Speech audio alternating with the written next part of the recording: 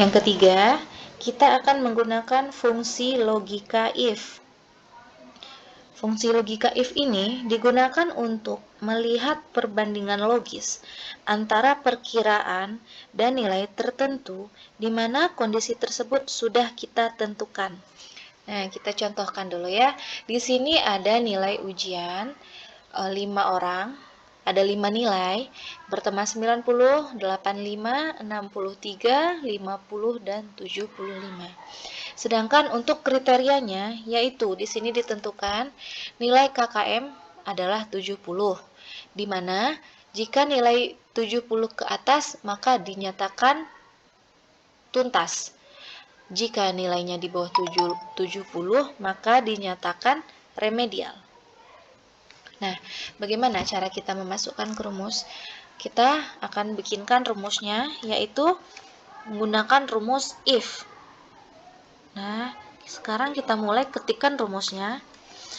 Ulangi lagi, setiap mengawali formula atau rumus di Excel, maka kita akan membuat sama dengan. Kita ketikkan sama dengan, kita ketikkan fungsi if. Nah, kita klik kiri 2 kali. Di fungsi if, logical test, value if true, value if false. Nah, di sini nilainya yang kita gunakan adalah patokannya nilai 90. Apakah memenuhi kriteria atau tidak? Caranya, kita klik sel yang akan kita masukkan kriterianya, yaitu di sini nih, di sel A2. Kita masukkan ke logikanya. Jika nilai 70 ke atas, maka kita buatkan besar sama dengan 70. Kita buat pembatasnya. Di sini dibatasi dengan titik koma. Nah, kalian harus menyesuaikan dengan di komputer kalian rumusnya. Ada komputer yang rumusnya pembatasnya ini koma dan ada yang titik koma. Jadi jika pembatas kita titik koma di rumus nih, maka kita akan membuat titik koma. Begitupun jika koma, kita akan membuat koma. Nah, di sini sudah kita buatkan tadi A2 besar dari 70.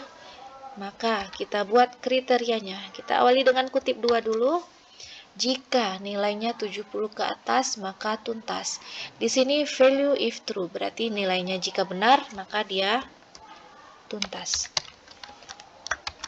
Kemudian, jika salah, value if false. Kalau nilainya selain yang itu, selain yang di kriteria tuntas, maka nilainya akan remedial. Kita tutup kurung, kemudian kita enter. Nah, nilainya akan tuntas. Kita ingat lagi rumusnya. A2 adalah nilai kriteria yang akan kita gunakan. Nilai yang akan kita gunakan. Kemudian logikanya berarti jika nilai 70 ke atas maka dinyatakan tuntas. Besar dari 70. 70 ke atas besar dari 70 kan untuk logikanya, maka jika nilainya benar besar dari 70, maka dia akan tuntas. Jika nilainya salah, kecil dari 70, maka akan remedial kriterianya.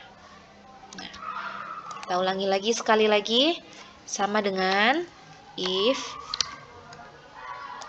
logikanya jika nilai A3 besar sama dengan 70, maka dia akan dikatakan tuntas.